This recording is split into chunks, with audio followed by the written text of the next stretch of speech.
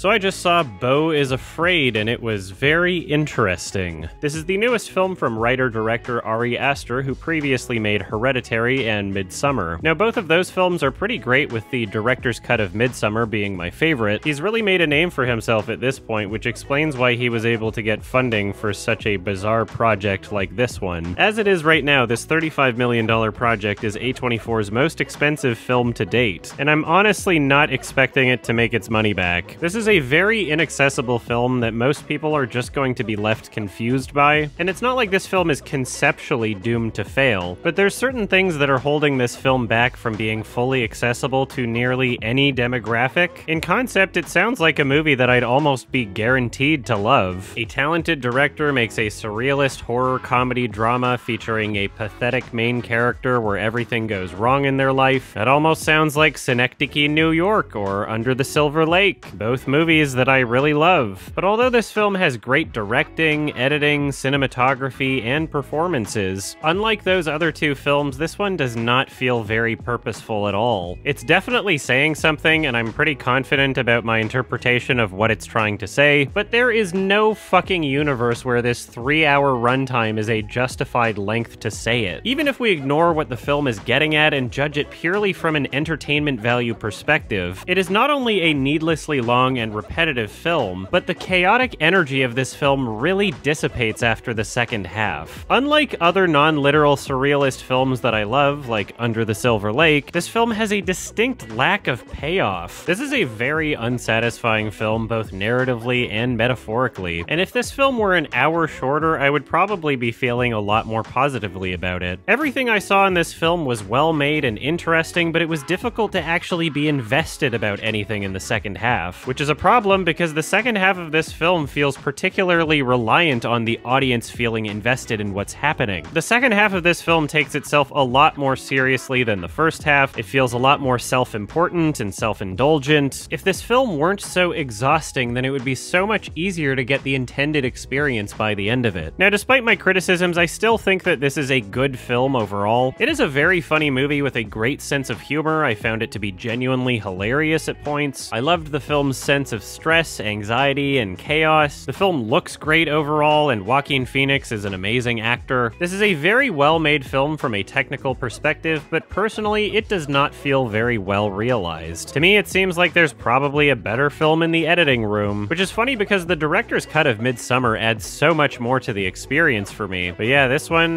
make it shorter next time, please. Stay tuned to the end of this video for a spoiler discussion on Beau is Afraid. I'm gonna talk about what I feel the film meant to me and go into a bit more detail about what parts I didn't like or liked and why, because I didn't really want to explain specific things about the movie when it's, didn't want to spoil it. So anyway, yeah, end of the video. And I'm giving this one a 6 out of 10. I also saw Evil Dead Rise, and it was pretty good. Now, I'm a fan of the original Evil Dead trilogy, and I've enjoyed what I've seen so far of the Ash vs. Evil Dead television show. I very much did not enjoy Fede Alvarez's 2013 Evil Dead remake. I'd go into more detail, but I've forgotten the overwhelming majority of the film. As with this newest film, this was a pretty refreshing experience. I really love what this film is going for conceptually, with it involving family members in an apartment complex. I love the horror apartment aesthetic, and at times it reminded me of Resident Evil and Silent Hill 4.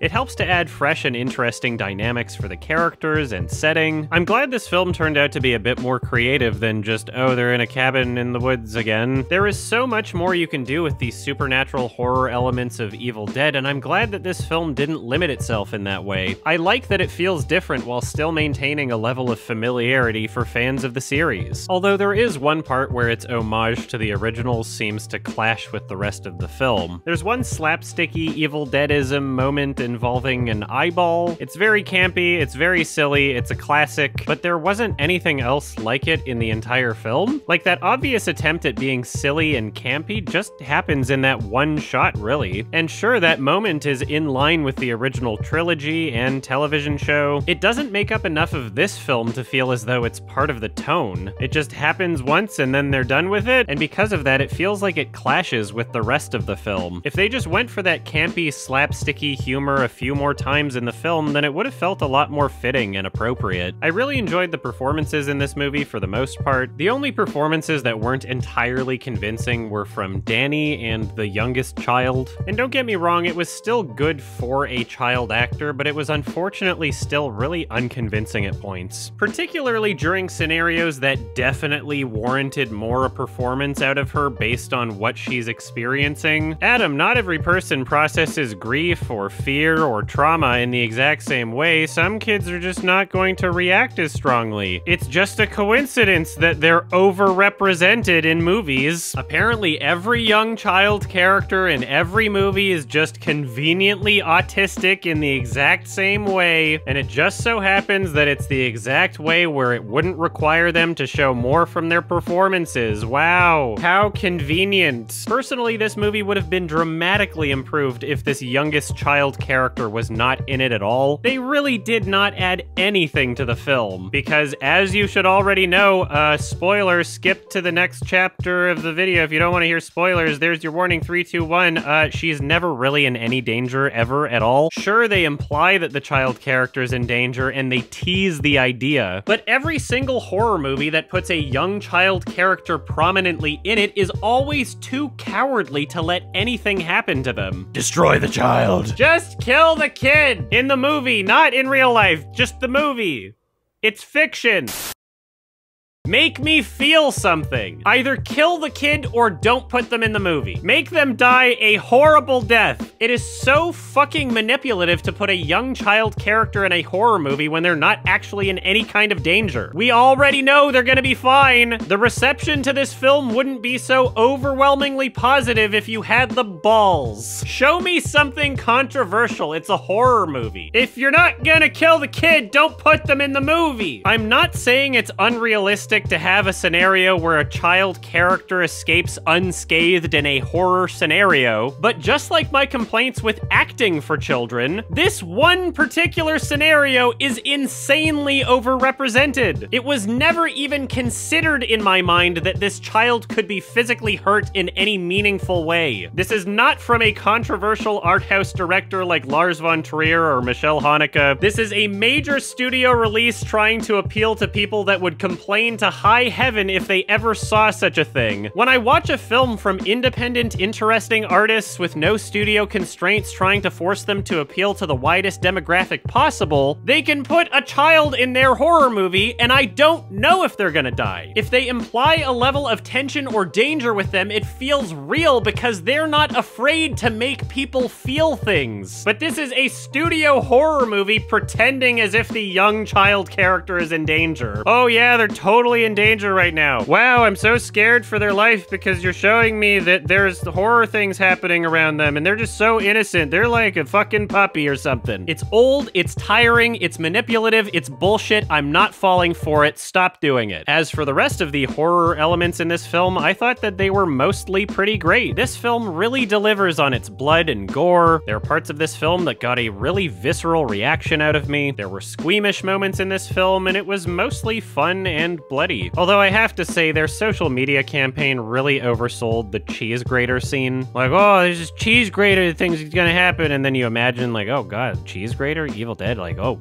wow, that sounds horrifying. But then it's just like one shot. It's over in an instant. It's just done with immediately. It was effective in that moment, don't get me wrong, but based on how they're trying to sell it on social media, you'd expect it to happen for more than a second. Overall, there were some very creative and grotesque ideas and concepts. There were some scary and disturbing scenes and sequences. There was a great sense of build-up to this film. Part of what I love about this film is just how much more chaotic and scary it gets as it progresses. As the film goes on, there is an increased sense of fear and hopelessness, and this film really isn't afraid to kill its characters, except one of them. I also really love the way that this film was shot. There's some surprisingly good cinematography in this film. There were points in the film where I noticed some really interesting perspective shots and some really interesting lenses being used. A good amount of this film comes back to the apartment peephole shot, and I absolutely loved what they did with it. It is a great shot to come back to, especially as the events of the film build up over time. time, and a huge part of this is Alyssa Sutherland's performance. She absolutely kills it as the possessed mom in this film. Her performance is so deeply unsettling and terrifying. She absolutely steals the show in this film, and she did a fantastic job. The actor who played Beth was also really great. I should also mention before I forget, the opening sequence of this film was just absolutely unnecessary. I get it, it's a horror movie, you gotta do the opening kill sequence thing, but there was nothing fresh or interesting about this scene. It more or less just rehashed familiar tropes without doing anything particularly engaging. The acting wasn't the best in this scene, and neither were the effects. The movie would have been better without it, but fortunately it doesn't take up too much time. Oh yeah, one more important thing to mention is that all the jump scares were bad. There were maybe 4 or 5 different jump scares in this film, and every single one of them felt cheap, they felt dumb, and they weren't even effective at startling. Like, even if you enjoy the concept of jump scares, they just weren't effective in any way at all. Again, it doesn't make up very much of the film, but yeah, like, don't do that. The music in this film was also well done, although not the most memorable aspect. Overall, I enjoyed this film, although who knows if or when I'll ever see it again. It was both fresh and familiar at the same time. It delivered on blood and gore. It had some great performances, some great cinematography, and there's also a really great creature scene in this film where the design and execution were pulled off very well. Love the practical effects, hate the child. What more can I say? This one's a 6 out of 10, baby! Another film I saw was the new Matt Johnson film, Blackberry. Matt Johnson's a Canadian filmmaker who's made a bunch of things that I really love, with Nirvana the Band the Show being my favorite, and I've got a whole video on that as well that you should check out. A lot of his projects are filmed in kind of a half-real guerrilla fashion. He'll often use real people in scenes without them knowing, sometimes for a prank and sometimes for a genuine reaction. So with this newest film being a biopic about the history of BlackBerry phones, I wasn't really sure what to expect. Interestingly enough, the look of this film is very much like his other projects. It is shot similar to a candid documentary style, although everything feels pretty rehearsed. It's entirely possible that some of the dialogue was ad-libbed or improvised, but don't expect to see real people getting pranked for their reactions or anything. Hilariously enough, Matt Johnson managed to cast himself as a character that acts very similarly to how he acts in his other projects. He plays a very funny nerd character that's constantly quoting movies, and it actually fits this project very well. This is a very funny film with a great sense of humor. There are dramatic elements to this film as well, but it really succeeds at being a comedy. With a runtime of about 2 hours, the whole thing just flies by and it is very well paced. It's also interesting that he managed to make something both entertaining and unabashedly Canadian. Most super Canadian films are unfortunately not that great, and a lot of talented Canadian artists just wind up making American films in the United States, so it's great to see something that's both Canadian and also not terrible.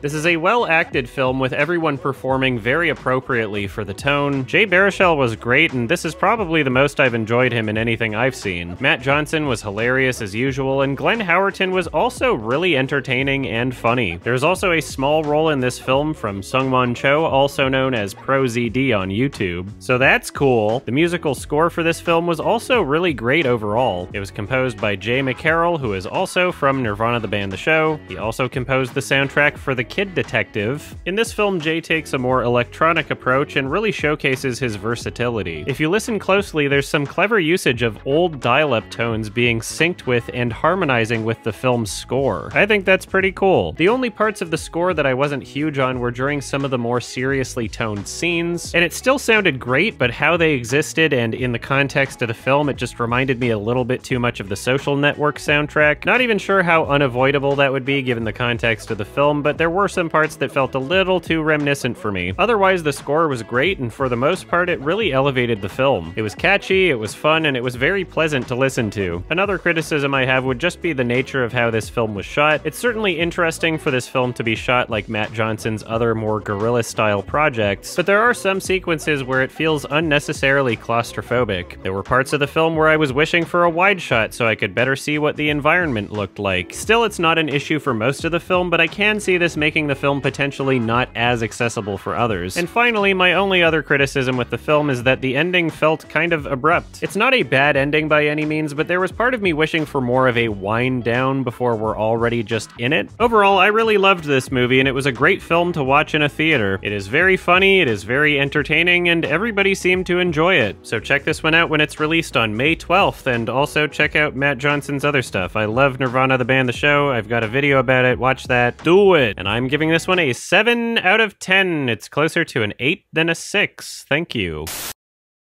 All right, we're back to Beau is Afraid, and I'm going to talk a bit about the spoilers in this film, talk about some of the things that I liked, some of the things I didn't like, and maybe my interpretation. If you don't want to hear this, then skip. Well, the video's over if you didn't want to hear this, so get out of here, you filthy scum. So from the first section of the film where he's talking to his psychiatrist or therapist or whoever, and then he goes back home, and then everything's kind of like this hyper-realized version of someone's deepest fears and insecurities, it seems. So it was pretty obvious to me that it was playing on this idea of like, oh, someone with extreme fear and paranoia, this is essentially the in-their-head fantasy version of that. So I don't think that there's necessarily something that the film is trying to say literally happened. Like, if we were to take away all of these surrealist elements, then I'm sure we could construct a story of like, okay, this actually happened. Like, his mother actually died, but it was in a less graphic way, that it was like more of a normal death. We could say that she didn't survive her own death, and that, you know, the entire sequence after he shows up at her house, we can say that that was all like in his head. If we wanted to construct an actual this happened literal narrative out of this film, we can. It's not something that I often find myself trying to do when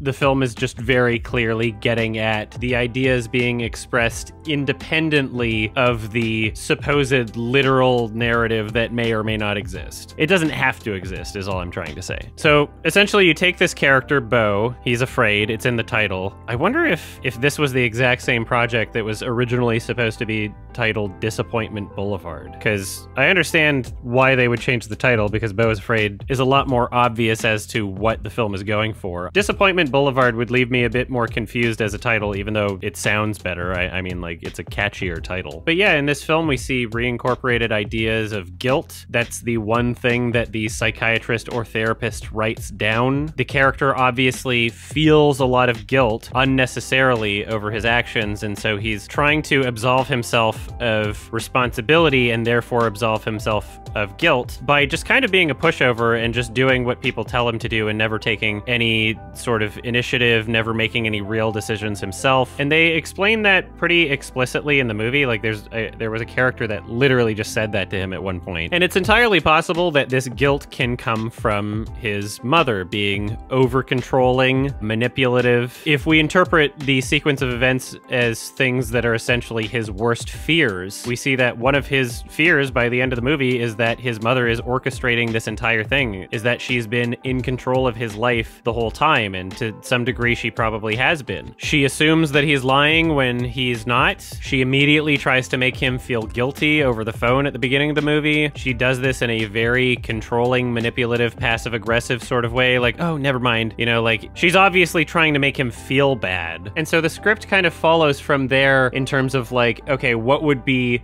what the character is most afraid of happening in this moment. You know, you're about to leave somewhere, oh, the keys, and then the keys, you know, get stolen out of the door, and then I can't do the thing. Like, every single thing that happens is essentially just what the character would be most afraid of happening if you're a paranoid person. And then from there, it's like, okay, well, if he misses the flight to see his mother, then what's the worst case scenario that can happen from there? There's plenty of people that have these ideas in their head of like, okay, you miss a thing, it's like, well, what if my mother dies a horrible death and this would have been the last time I saw her, or I could have prevented it, right? There's a lot of paranoid fantasies that exist in people's heads, and this is essentially a film that is playing them out as if they're actually happening, you know? And not only does the mother die a horrible death, but he needs to go to the funeral, and if he doesn't get there in time, then she'll be shamed in the afterlife or something. It'll be like a huge disrespect and he'll disappoint everybody all the time because he's always disappointing people. It really seems like Beau as a character is essentially just a person who has been emotionally traumatized by a really controlling, really awful mother who tries to get him to feel guilty about everything and is just an absolute manipulator. You know, the film starts with him talking to the therapist or psychologist, and he writes down the word guilty, and then we find out that he was a plant from his mother, and so was it his mother that was trying to enforce that feeling of guilt in him? And at the end of the film, like, he's on trial and his mother's there, and his mother is saying, "You are guilty." And these are for things that are just easily explainable. Like, sure, there are things that he's done wrong in his life, but it's always just been a very human sort of excuse for it. It's always been like, well, you know, I didn't know any better. I was like 10, or like I was manipulated by someone else into doing this thing, or like, you know, that wasn't even me. Like, every single thing that he